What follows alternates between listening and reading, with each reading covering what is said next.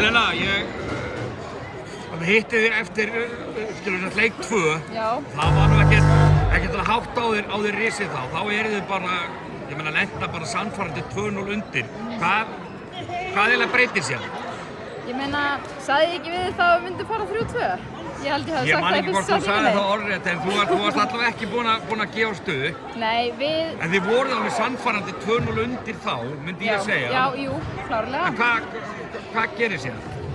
Við bara fórum með hvað þurftum að laga og gera betur og við vorum bara... Takk náttúrulega sannfærandi sigur hérna í leik 3. Já. Og svo náttúrulega, þessi leikur nr. 4 er náttúrulega ótrúlega. Grindavík skorar ekki nr. 3 stig þá loka. En í kvöld er þetta eiginlega engin spurning að það? Nei, ég myndi ekki segja það. Við komum bara tilbúna til leiks og við ætluðum okkur að vinna þennan leik og ég var búin að hugsa bara ef við myndum gera spila okkar plan, þá myndum við vinna, þannig að það var það sem við gerum í dag.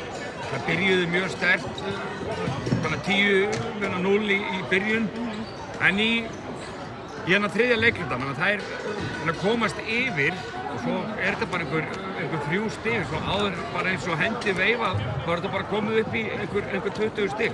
Þannig hvað er eiginlega að gerast á þeim tímapunkti? Við ákveðum bara fyrirfram, fyrir leikinn að taka þetta bara 5 mínútur í einu.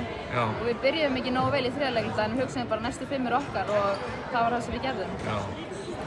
Þannig að þetta er væntanlega mjög sætt eða ekki.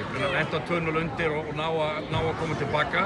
Þetta ætlið ykkur náttúrulega væntanlega lengra. Hvernig svona leggst Hauka-serían í þig? Ég meina, maður er ekki farin að hugsa það þegar við vorum bara að hugsa þetta en núna næstu dag þurfum við bara að undirbóka fyrir Hauka og taka einn leik í einu. Frábært, til lukku. Takk fyrir.